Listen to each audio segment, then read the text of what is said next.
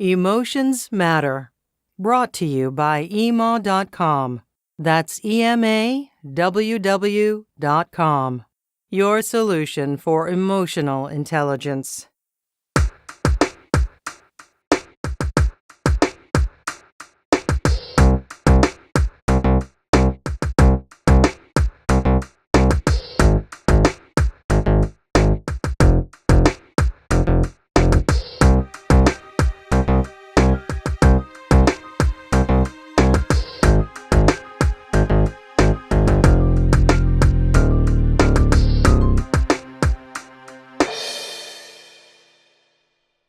Thank you for joining me, your host, Monique, on the Emotions Matter podcast. It's a pleasure for me to welcome my guest, Bay McLaughlin. Bay is the co-founder of Brink.io. Bay describes Brink.io as a hardware accelerator, education platform, and product development studio, whose goals are to unlock the world's data so that we can improve our lives. Brink.io is located worldwide with offices in Europe, Asia, and the Middle East. Prior to Brink, Bay worked for 10 years in Silicon Valley with many big companies, including 6 years with Apple. From all of his years of experience, he believes in creating content from the heart and values everyone he interacts with. And now I'd like to welcome my guest, Bay McLaughlin. Welcome, Bay.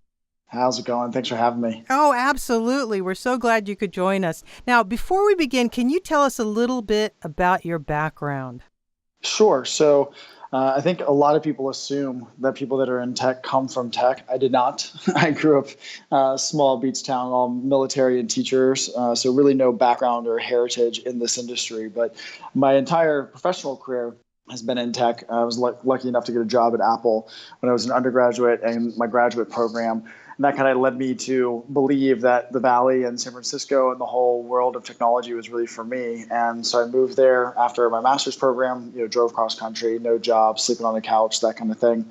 And I found myself in tech the last 13 years. So I've been in small startups that we've failed and lost and gone bankrupt, been in small companies that we've sold, was at Apple for 6 years in various areas. Consulted for VCs and probably decent sized tech companies that you've heard of like Intercom that are Series D and beyond. And now I'm one of the co-founders at Brink, where I've kind of switched gears from being the Valley and digital to now hardware and more Asia and Eastern focus, where we invest and help build IoT or physical companies around the world. So I've been in tech now 13 years and been in the startup world since day one. So for me, it's my whole career. Even at Apple, I was focusing on building the startup division there. So it's really all I've ever known. So where did you actually develop your interest in tech? So it was really more just getting some exposure, even though, long in my family's heritage, there are engineers. For my immediate, family and the people I was surrounded with, there wasn't any engineering focus on a daily basis. So there certainly wasn't any computer science or studying programming or really any mechanical, like you might expect. It was really more of my exposure to technology, having a computer when I was younger, working at my friend's house and at school on the Mac computers that they had. And I think it was really what got me excited was what the computers could do for me. And that's one of my biggest sort of overarching themes in my career and all my speaking is that I'm not obsessed with technology. I never have been, and I never will be, even though we invest in very advanced technologies and I need to understand it. I'm really obsessed with my life and the experiences that I want to have with the people I want to have them with. And I want to be able to share and create great content, and have these tools that help bring my life closer to me. And so it was really just the excitement that I had by the early days of being able to make music, shoot films, work with photos on a computer and realizing, oh man, these tools are amazing and they really allow me to create and have the life that I'm really excited to have. So but it's never been about the tech. I think people get too focused on that. Yeah, it sounds more like your desire, for creativity and your sense of curiosity is what keeps driving you further into the tech world. Because to be honest, the possibilities are endless with technology. There's always something new to be found. That's right. Tell me something. What do you mean by we are all living in beta? So this is a philosophy that came from my time in the Valley and being in technology. If people don't understand how products or services are designed, there's a process of creating alpha and beta stages of the products and services before you release what we call the golden sample. So this is, to use Apple as an example, they make these iPhone prototypes. There's alphas that they use internally. There's betas where they'll let a few more users in the external world actually see and try and figure out what's going on and give them feedback before they release the version, the golden sample, to everyone in the general public. And I had this theory because I had a lot of pressure as a kid growing up. It is what it is, but my mom and my dad were super strict. My mom has her 3 degrees in education, taught for 42 years, very much a tiger mom, even though she wasn't from Asia. And but I'm super glad about it. Very thankful. And then my dad was a 29-year Navy captain, so pretty strict upbringing, a lot of pressure to perform, and that kind of pressure, sort of manifested itself throughout most of my life and certainly my early career. And it dawned on me that the pressure was really actually not helping after a while in my career. And I realized that I needed to give myself the benefit of the doubt. And I had performed really well. I should have been more proud than I was. And I found myself at 28 at Apple quitting the company that I'd been a part of for 6 years that I really loved. I was in San Francisco. Apple at that point probably still is the best brand in the world. I had the top performing team globally in my division. All of my customers were all the coolest companies you've ever heard of. Airbnb, Dropbox, Twitter, Square, Yelp, all of them were my customers. So on paper, I was also making the most money I've ever made. And on paper, it looked perfect, but I just had this weird feeling. It's like something's wrong. And so I ended up leaving, which was a very interesting direction for a lot of my family, friends, and mentors to get their head around. But it was really this idea that I had been outperforming what my expectations for my age were, and it's because I've been driving myself so hard. And I had to sit back and say, okay, this can't last forever. This is a marathon, not a sprint. My life is going to be much longer than 28 years, and I needed to find a framework that allowed me to accept where I am today and understanding that who I am and where I am at this very moment cannot change. I can't change the way I look right now. I can't change how much money is in my bank account. I can't change my title. I can't change where I live right this second. I can't change my friends or whatever. I can change them and decide what I want to work on in the future. But right now, this very second, I am who I am right now. And this whole concept came out of this idea of we are in this permanent state of beta, which means we're imperfect, and that's the way it's actually supposed to be. And it was a way for me to help accept the level of pressure that I have in my day-to-day job, which I like, but not let it overwhelm me. And also a way that I found to help express this to other people that allows them to accept where they are right now. And then decide what they want to do and what they want to change tomorrow. But I think you have to start from accepting you are where you are today, and there's actually nothing you can do to worry or change that right this second. It just is what it is. Wow, that's a really healthy mindset to have, in a very fast-paced occupation that you have. So that is very healthy.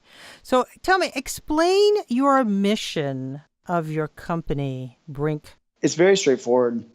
We are only trying to support these founders that we find that have these amazing visions of the world, which is connecting the world and then taking that data and improving our lives. And for us, we have a couple of ways of thinking about that.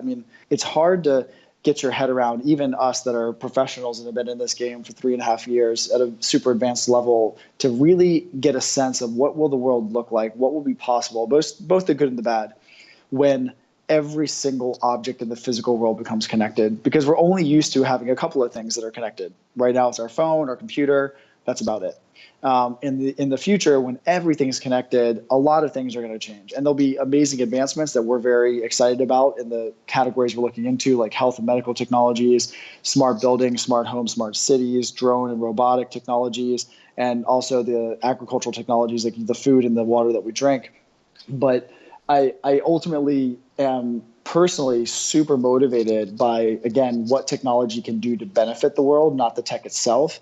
And our overall mission is more of we help build the founders and the businesses that will eventually positively affect the world. And we can do a lot more to affect the world positively by working with founders and helping them build their businesses than choosing, let's say, one category or one area and just doing that ourselves. We could have a much larger impact as people, as a sort of platform that builds other businesses.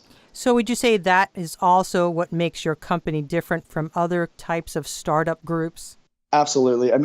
The biggest thing is that most groups in our area are areas that people sort of affiliate us with as accelerators or investors, is that these are usually funds. And what that means is these are people that raise capital from other people.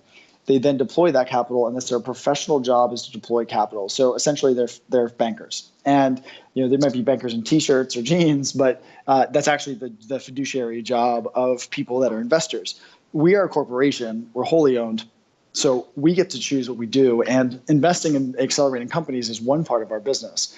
But what we also do is look at all the other pain points that surround these businesses and these founders in the early to middle to late stages. And we continue to design services and programs and offerings that help unstick these founders because, again, we really believe in that outcome. If we can actually work on this product that helps people with diabetes, or if we can really help people that are working in the palm oil plantations or shrimp farming in Indonesia, if we can really help move the needle, even just by 0.1%, something really small, the actual effect on the world is profound.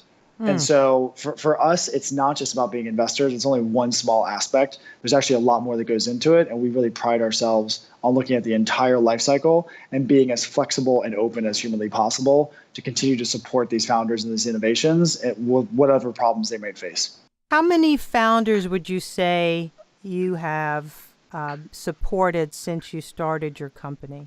So the three main pillars that we talk about today are our education and connection platforms where we teach founders. So we have over 300 founders in that program right now. Wow. Our accelerator programs have been running for 3 years, and we've already invested in 30 teams. By the end of the year, it'll be closer to 40 teams. So that's probably another 70 to 80 founders. And then in our studio, where we actually help them design and manufacture and then ultimately ship their products, we've actually shipped 32 products. So those are all companies, so make that another 70. So, I'd probably say it's probably around 450 plus founders that we've worked with over the last 3.5 years. Do you ever cap that? Do you have a cap? You say, well, we can't, we can't sustain more than X number of folks, or is it kind of just limitless?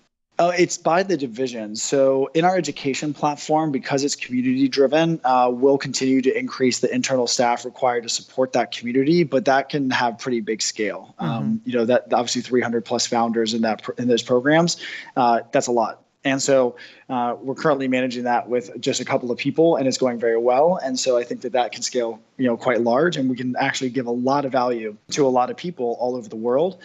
In terms of our accelerator programs, that has a lot more of a strict commitment because we are deploying capital. We do have requirements in terms of how many teams we can actually manage on an annual basis. So that will probably cap out in the sort of 20-ish range per year. Now, if we bring on, new locations and more capital and more team, then that can grow proportionally. But we do think that you need a pretty legitimate body count internally in terms of staff that can manage and support those. That's really, really important because you want to make sure that you're providing the highest level of value possible. And in the studio, probably very similar. As long as we can continue to create great products and support founders, we'll continue to scale with them. That's more of a service line of our business. So I think the only real limitation is around the accelerator because you're really, really digging in deep and you're becoming an owner in their business. Mm-hmm. And you want to make sure that there's obviously the most high level of execution possible. So I think there's a little bit of a formula there, but the rest, I think it's just more as long as you can continue to service founders, we want to help more people if possible. Of the companies that you have founded or currently are working with, because, we are in an emotional intelligence-based group here with EMAW, are there any that you have invested in or support that will somehow or another affect us emotionally in our lives? Is there some kind of technology out there that you believe is going to affect people's lives emotionally? So I think the only way to really answer that, not from the pure emotion conversation, but I think it's more of what the impact is of the technology. And so we have four main areas, like I've spoken a little bit about. We call it, how we feel. So that's our medical and health technology focus, where we live, our buildings, our homes, smart cities, how we move, our drones and robotics, and then finally what we eat. So agricultural technologies. I think because stuff like the buildings you live in and because stuff like the food we eat and how we are transported and move around is fairly invisible, I think the area where the most obvious emotional connection or impact is going to be is in how we feel, which currently is almost half of our investments right now are in health and medical technologies. So it's really easy to get your head around how critical this is and just how big the impact could really be. And I'll give you an example of a team we invested in out of NYU's PhD program. It's called Bon Bouton, and it's a team that works, not to get too technical, but they work on a pretty advanced nanomaterial, this carbon technology that essentially allows connectivity in fabric or very, very small, thin, materials. And so what we've done in the first product is we focus on diabetes because in the United States, over 60% of people are either type 1 or type 2 or pre-diabetic, which is absolutely insane. And what that means is there's unfortunate side effects. One of them is that 200 people every single day in the United States have to have their lower limbs amputated every day. And that's just the United States. Wow. And talk about a insane statistic that just doesn't need to happen, because the reason it's happening is people with diabetes, they have circulation issues. And what happens is they start losing the sensation in their legs. So we can actually sense that by a connected insole that goes in the shoe that they don't have to know about. And we can actually alert them, their doctors, their loved ones prior to this ever becoming a problem. Because the challenge with something like that is you don't feel it happening. And when it happens, it's too late. And so if you think about emotion, like I generally focus, we actually run the Quantified Self chapter here in Hong Kong as well, which we had a meeting last night where we are always focused on trying to learn how can we live happier and healthier lives. And I think that for me personally, that's a big passion. And every time I look at one of these investments, I just think, man, if we could even remotely affect this problem. I mean, it's not even about the dollars, although there's lots of money saved. It's the emotional impact of people that do not have to actually go through that absolutely terrible surgery and life-altering, moments. They can actually continue to enjoy their life the way it is. To me, that's as profound of work you could do. So I'd say it's probably the result of the technology. And in some ways, the whole point is that you never know what's happening. The whole point is that nothing happens. And you want to make sure that people just stay healthy and happy in the first place versus, the kind of crazy statistics that I'm sure, everyone personally can understand having gone through their day-to-day lives. We see it everywhere.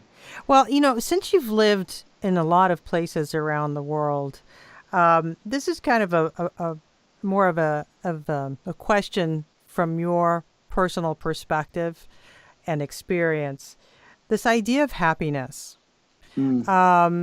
First of all, do you think it's attainable? Yes. I think the challenge is that people really think that it's a destination when it's really the journey. And I think that's the biggest, I think, especially for young people. I think this is generally you'd find that people, as they age, come to grips with this. And I think people that are younger are just sort of always chomping at the bit and very impatient to get to where they think they should be going versus recognizing it literally is the process that matters. So I think that's actually a big part of the living in beta concept is pausing and recognizing and accepting where you are now is one of the most important parts of life. And for me, that's been very helpful because I was very guilty of that future, always build for tomorrow type of mindset until I realized I really did need to accept that I'm happy with where I am now and I can decide what small parts I want to work on tomorrow. That is so true because sometimes we're so goal driven that we're kind of blind to the experience and the joy of our little accomplishments that we're making along the way. To celebrate those, like we wait for the big popping of the champagne bottle to when we actually get, like you said, to the finish line. But actually, we're making little finish lines all along the way, and then sometimes when you get to the finish line, and yay, and then there's like this huge crash.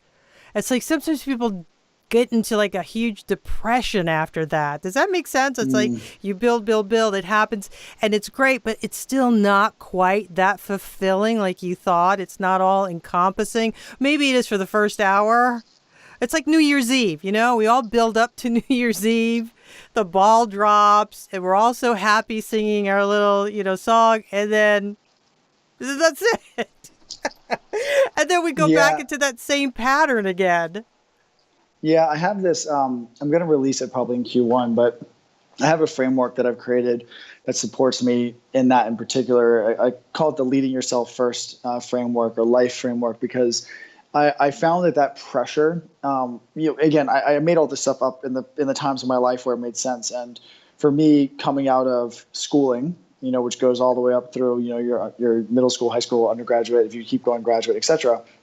And you have these very unnatural, random, whoever decided, semesters are this long, this is when your breaks are. But you have these very rigorous sections of your life that are given to you for the first 21, 22, 24, 25 years, whereby you have these natural endpoints where you have a sprint, you get a grade, you move on. And the biggest thing I think is that we don't really have a coping mechanism or any training or understanding that after you get into the workforce, your life goes from these very natural, or not natural, but artificially segmented stages to a run-on sentence that never ends. and I found that very challenging for me because I kept, again, thinking that this sprinting mentality made sense. And I think you really have to, at least for me, I've recognized that you can't be sprinting, or one way I position this is stretching yourself in all aspects of your life at all times. So you have to pick areas of your life each quarter or each year that you want to really stretch in, and then you allow those other aspects of your life to be supporting mechanisms, recognizing that you are breaking it down to smaller sections. I usually use quarters because it follows the normal business cycle. It makes my life a little easier. But you need to recognize that you can't be firing and building on all aspects of your life at all times for the rest of your life. That is not sustainable. No one can do it. Never has been done. And so I think that was just some way for me, like you said, to kind of break it down and realize it is that process. Like, happiness is what you make it, and that you do need to understand that the rest of your life is a sort of run-on sentence that never ends, and it's up to you to create those short-term goals, milestones, and define success so you can enjoy it along the way versus assuming it's going to randomly hit you in the face one day and all of a sudden you feel happy. Now, what do you do when you feel like your goal is not happening? I mean, what kind of signal do you use as an investor in these startup companies? When do you say, you know what, this is not going well? What's your signal there? Is it a gut instinct? Are you feeling agitated, aggravated, disappointment? What is it that you get into your mindset that says, nope, we're not going to go any further with this? So I try to look at it and again, breaking it down to quarters and years versus the day-to-day feeling of things. Because if you look at, I can take my personal life, I can take my business, I can take any of my investments. It doesn't matter. Every single one of those in the short term, on a day-to-day basis, a week-to-week basis, sometimes even month-to-month basis, you can just be in a rut. There can be very long ruts, very long low points that's very normal. But then if you zoom out and you realize that overall you're trending in the right direction, which most of us are. It's certainly, I generally don't find people that are generally trending down for very, very long durations. Some people can have a funky year, some people can have a funky quarter or two.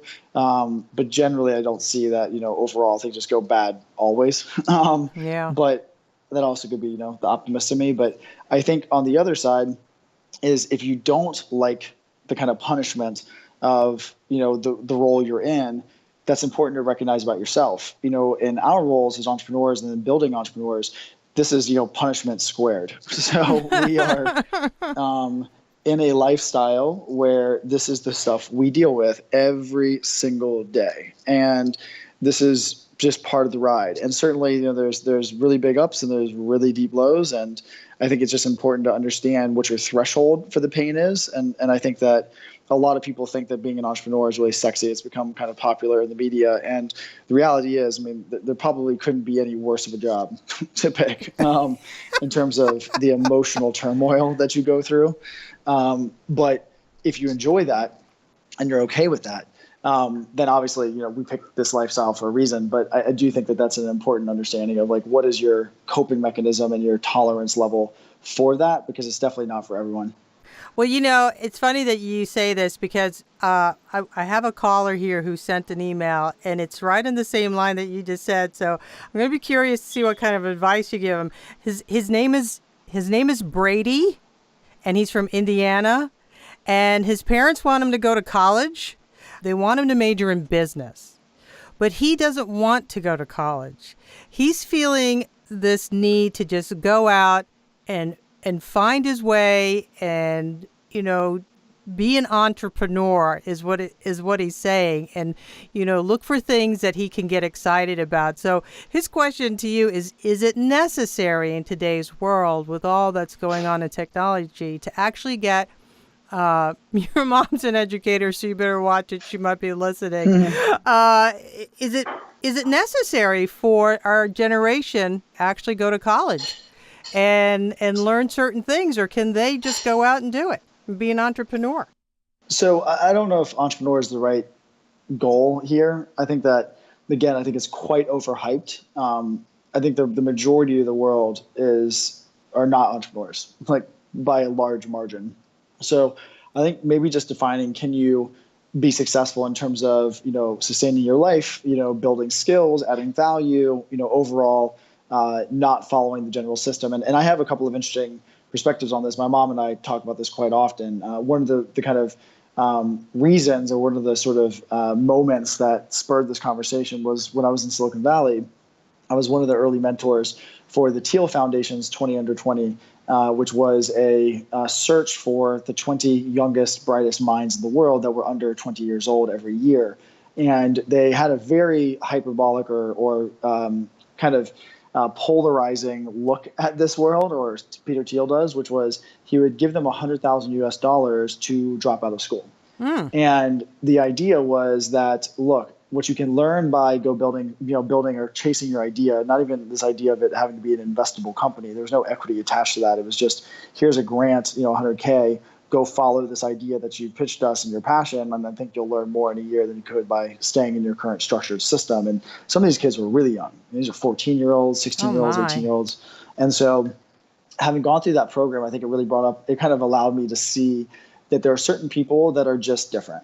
And there are certainly people that are just so gifted that, their time on their hands, Elon Musk might be a good example, where their time in terms of the days that they have on Earth and what they could be learning and doing probably aren't best spent sitting in a lecture hall, or working with kind of going at the pace of everyone else and what the teacher and the curriculum and the school and the superintendents and blah, blah, blah decide that you should be going at. I think there are people that can obviously achieve more. That's why we have AP classes, everything else. So I think I wouldn't outright write off education. I think that would be silly. And I certainly think it will continue to play a large role. I think the only challenge that we're finding is that, similar to most areas of corporations, governments, et cetera, education is certainly not immune to the fact that it takes a long time to change. And the world is changing faster than the education system and the curriculum is changing. So I think it just means that there's more and more of a responsibility on the individual that's probably instilled by the parents, not the teacher, to continually find extra time and effort to build these new skills or learn outside of the classroom. And so whether or not you stay in school or decide to drop out, you are going to have a pretty high level of personal responsibility required to be competitive and stay ahead of the curve, regardless of what you choose. So I don't think it defines success. I just think that it's not something you want to outright say, forget school, this is all crap, like I don't need this. There's a lot of other benefits, and there's still a lot of expectations in the majority of the workforce globally that education matters. But I do think you'll have to spend a lot more time than any generation prior outside of the classroom, educating and learning things yourself, or continuing to pick up new skills along the way. Wow, that was a fabulous answer. Your mother will be very proud of you. I just want you to know. Okay, so tell me, here's another kind of interesting question. A little off subject here, because you have lived in so many places. Do you think that the way we deal with emotions is universal in terms of different cultures? Or have you found that, even in the technology world, do people respond differently, in different emotional states? Like, do they show anger differently, happiness? Are you able to read another person's emotional state, when you're at another country, or do you get thrown sometimes? So I think the best way to explain that, so I've lived in the East Coast and the West Coast of the U.S., very different places. I've lived in Germany, Australia, and now Hong Kong and Southeast Asia, and it's It's interesting you say that. I think the only, like, generally speaking, I think humans are humans. I think that's probably one of the most important things I can ever get across to anyone is that we are all the same and we experience pain and sadness and happiness all the same. However, I think on the cultural dimension that you're touching on, there are vast differences. And mainly from what I've seen are the East and the Western way, not necessarily in the cultures like in Germany, the East Coast, the West Coast, or Australia. Those are all very westernized ways of growing up. And I think in the East, and I'll use China as an example, but you can pretty much paint the picture pretty broadly across Asia. There's a very different way of what's culturally acceptable to show. Now, that's different in terms of person, in terms of the environment. So whether you're in a work environment or a school environment or whether you're home. But I would say that overall, the most dramatic differences I've seen are between Eastern and Western cultures when it comes to emotion. But I don't think that anyone globally uniformly feels emotion differently. I think that is a very human, fundamentally human aspect. And I think that it's really important that we all remember that.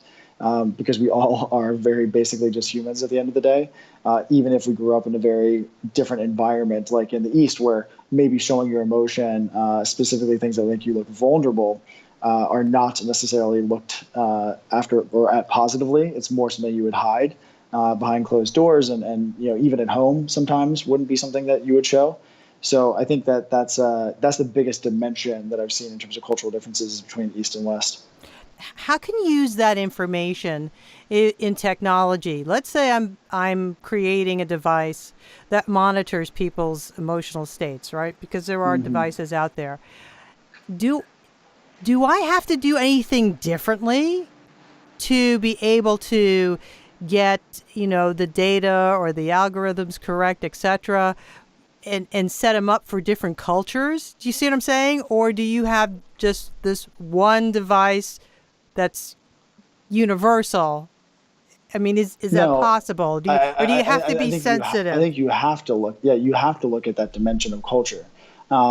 It's. I had this other theory. My best friend and I have been working on called product culture fit, which is this idea of forgetting the market, because I don't think market matters anymore. I think that culture matters more than anything. And I do think that if you're going to look at any technology that measures emotion or deals with emotion, we're actually seeing this in artificial intelligence right now in chatbots, et cetera, where we're actually imbuing our technology, our robots, with the cultural biases of the coders. So we're seeing, there's been a rise of women, or a rise of people that want these these robots, these AIs, the chatbots, et cetera, to have more than just the general Western white middle-aged man kind of hardwiring. And I think that that's a really awesome sort of trend, is that people are recognizing that, we are in the technology and coding our own biases, our own culture and perspectives into the tech. And I think that it's very important that in the future, when technology starts learning on its own, that it has a much wider gamut of emotional intelligence than generally who we see as representational of our current technologists that are, creating the technology. So I think that you definitely need to think about that. But then also in the cultural perspective, certainly understanding, who the end user is going to be critical. Like, there's no question about the requirement of understanding the cultural nuances of where that technology or where that environment, or what that environment has coded into that group when it comes to how they express emotion, how they interpret emotion, etc.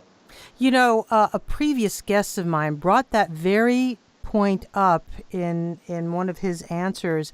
He said that, he personally wanted to see more women getting involved in technology, more variety of races getting involved in technology, because like you just said, sometimes the programmer, the person who's developed it, is coming from that standpoint, and it's kind of limiting. And how he said that the airbags, the reason why they were so faulty is because they were made with the mind of, you just said, the middle-aged white guy who stands a certain height, etc.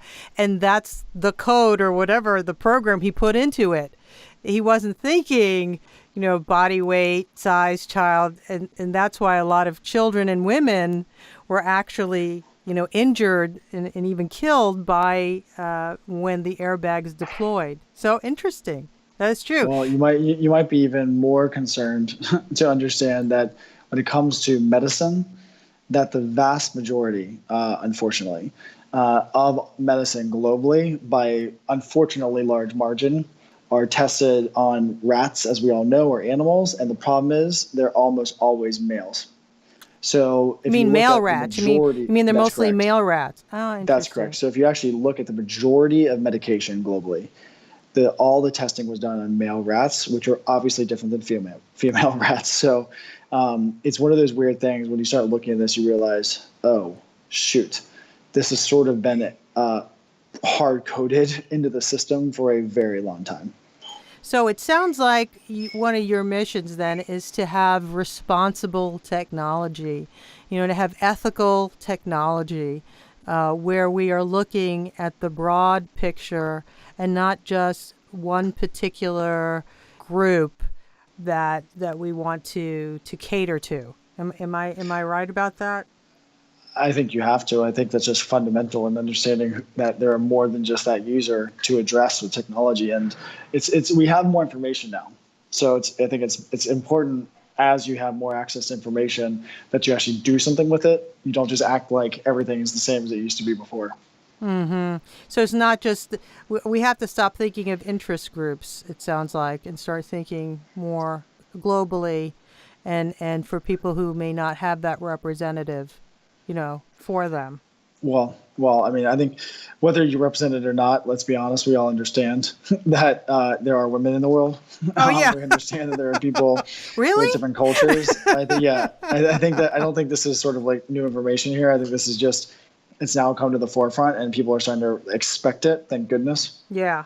Are you starting to see more women? Are you starting to see? Well, I don't mean even just like people hiring them. Are there enough women who are actually going into this field? Because that's the thing. Are they attracting women? Yeah, it's very interesting. We just did a look into this. So we are. I don't know what the global numbers are. I'm sure I can find them, but we know they're all low. And I because I used to be at Apple, I generally look at their diversity metrics fairly often. But in our investments right now, we have I think it was 25% women founders, which is much higher than the average that we found in terms of founders in technology. So I think it is happening. I think it's very, very positive. I think a lot of the most recent issues that have been brought to light in the Valley and investors is actually super positive for that. I hope that'll help create a sort of a springboard for more women to get into tech and to found companies and just participate in the overall industry. But I do think that we're seeing that really early positive correlation here, which is super exciting. I mean, and I was just at Web Summit in Portugal with 60,000 people.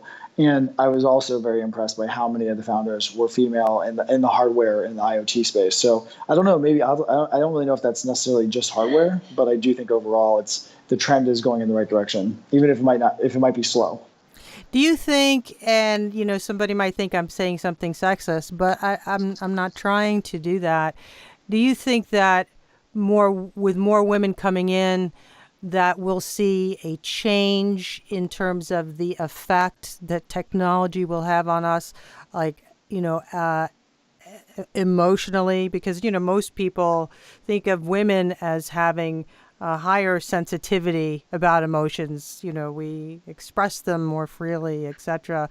Do you think that the technology, as women come in, may be more emotionally sensitive or aware? 1,000%, of course. Yes, hmm and it's needed. Yeah, yeah, that's interesting. That's really interesting. So tell me, what is your plans for the future?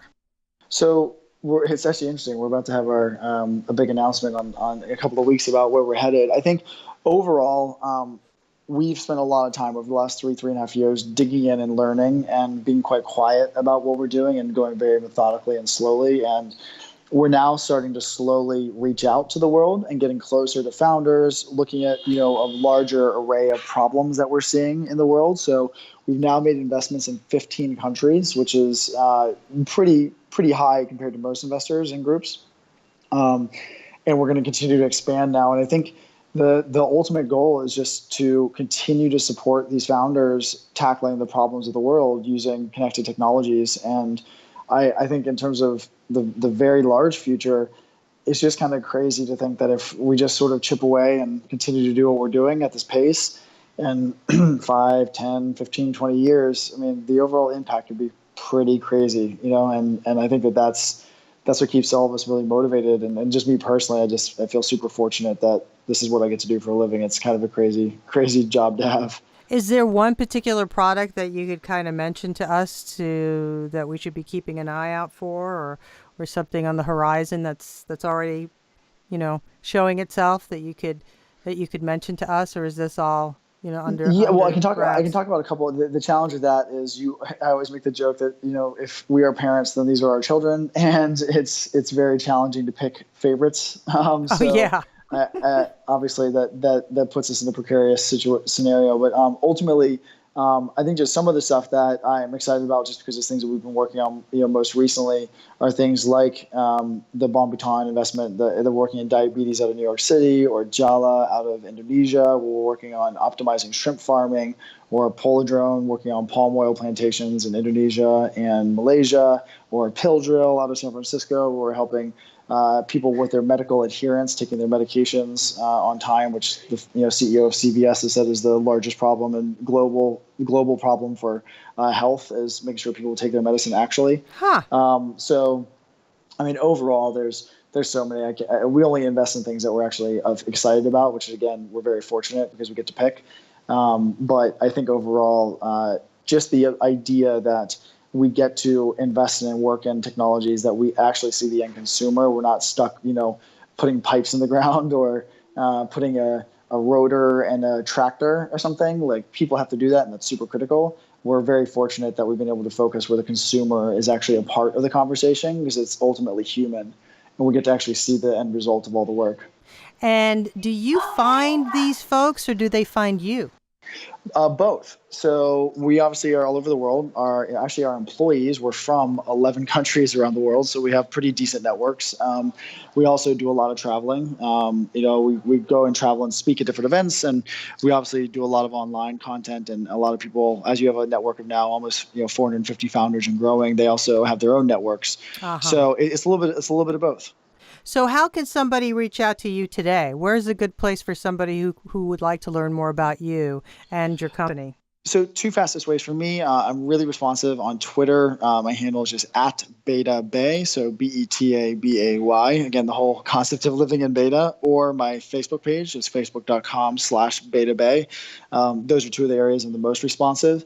And obviously, you can add me everywhere else on YouTube and LinkedIn, Instagram, whatever. But you also, for my company, it's just Brinc, BRINC.io. Everything you want to find out about us is on that website at all times. Well, Bay, thank you again so much for joining us. And thank you for joining me, your host, Monique, on the Emotions Matter podcast.